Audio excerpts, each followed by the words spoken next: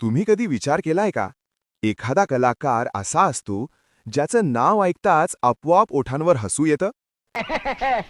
I love you. What nonsense. सेंटचं नाव आहे, सेंटचं नाव आहे. मस्त सेंट आहे बघा. नाक झाकून डोळे झाकून घेऊन टाका. मराठी सिनेमात ज्याच्या एका संवादावर संपूर्ण थिएटर खळखळून हसतं. लहान मुलांपासून आजोबांपर्यंत सगळ्यांचा लाडका असलेला तो एकच कलाकार. आचार्याच्या जानव्याला किल्ली काय, जानव्याची किल्ली वेडी काय, बायकोची जानवी आचारी काय. आज आपण जाणून घेणार आहोत पद्मश्री अशोक सराफ यांची संपूर्ण जीवन कहाणी.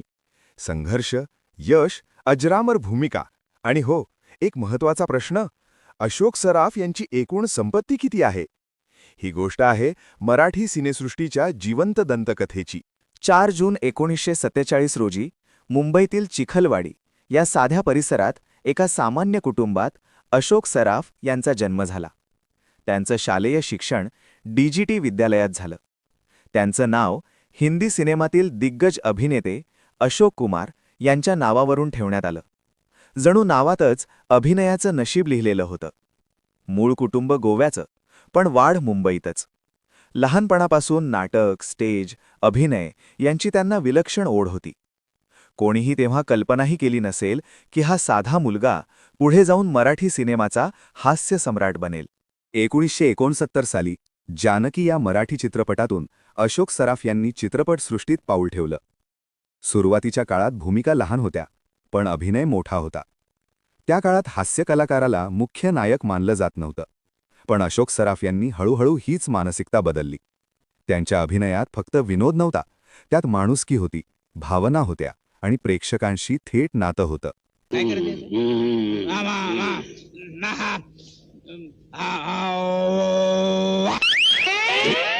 1980 आणि 90च्या दशकात मराठी सिनेसृष्टीत एक सुवर्ण काळ आला आणि त्या काळाचा सर्वात मोठा चेहरा होता अशोक सराफ. 250 पेक्षा जास्त मराठी चित्रपट आणि जवळपास 100हून अधिक सुपरहिट सिनेमे. धूमधडाका, गंमत जम्मत अशी ही बनवाबनवी, भूताचा भाऊ, आयत्या घरात घरोबा हे चित्रपट फक्त सिनेमे नव्हते, ते आठवणी होत्या प्रत्येक मराठी घराच्या. लक्ष्मीकांत बेर्डेसोबतची त्यांची जोडी आजही मराठी सिनेमातील सर्वात हिट जोडी मानली जाते.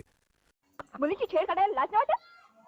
नाही, सुंदर मुलींची छेड काढायला लाज नाही वाटत, उलट मज्जा वाटली. लोक त्यांना प्रेमाने मामा म्हणू लागले आणि इंडस्ट्रीत ते ओळखले जाऊ लागले अशोक सम्राट म्हणून. चित्रपटांबरोबरच अशोक सराफ यांनी दूरदर्शन आणि नाटकातही आपली जादू कायम ठेवली. हम 5 मालिकेतील आनंद माथुर हे पात्र संपूर्ण भारतात लोकप्रिय झालं. मराठी नाटकांमध्ये हमीदाबाईची कोठी, डार्लिंग डार्लिंग, व्हॅक्यूम क्लीनर. रंगभूमीवरचा त्यांचा टायमिंग, हावभाव आणि संवाद फेक आजही अभ्यासाचा विषय आहे. काही लाज शरम आहे की नाही? आम्हा लोकांना सांगितलेलं एक काम धड करत नाही म्हणजे काय? आम्ही लोक तुम्हाला एक कुत्र सुद्धा विचारणार आहे का? ते फक्त विनोदी अभिनेता नव्हते, ते संपूर्ण कलाकार होते. अशोक सराफ यांच्या योगदानाला पुरस्कारांनीही मान्यता दिली.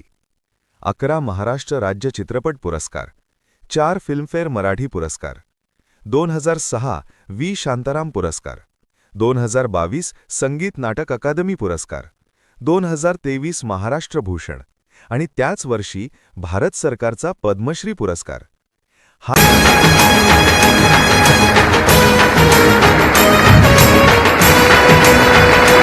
हास्य अभिनयालाही राष्ट्रीय स्तरावर सन्मान मिळू शकतो हे अशोक सराफ यांनी सिद्ध केलं. आता येऊया सगळ्यात जास्त विचारल्या जाणाऱ्या प्रश्नाकडे. अशोक सराफ यांची एकूण संपत्ती किती? माध्यमांच्या अंदाजानुसार अशोक सराफ यांची संपत्ती सुमारे 37 कोटी रुपये.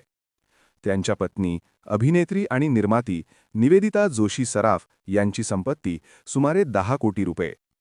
दोघांची मिळून कुटुंबाची एकूण संपत्ती अंदाजे 47 कोटी रुपये. उत्पन्नाचे स्रोत: चित्रपट, टीव्ही मालिका, नाटक, जाहिराती आणि अनिकेत टेलिफिल्म्स प्रोडक्शन हाऊस. म्हणजे हसवणारा कलाकार व्यवहारातही तितकाच हुशार. 1990 साली गोव्यातील मंगेशी मंदिरात निवेदिता जोशी यांच्याशी त्यांचा विवाह झाला. 2012 मधील भीषण अपघातातूनही ते जिद्दीने परत आले, कारण कलाकार कधी हार मानत नाही. मित्रांनो, अशोक सराफ म्हणजे फक्त अभिनेता नाही, ते मराठी माणसाच्या हसण्याचं कारण आहेत. जर तुम्हाला हा व्हिडिओ आवडला असेल तर लाईक करा, सबस्क्राईब करा आणि कमेंटमध्ये सांगा तुमचा आवडता अशोक सराफ चित्रपट कोणता. आणि एंड स्क्रीनवर आमचा महाराष्ट्रातील सर्वात श्रीमंत 10 मराठी कलाकार हा व्हिडिओ नक्की पहा. तोपर्यंत हसत रहा, सकारात्मक रहा आणि मराठी सिनेमावर प्रेम करत रहा.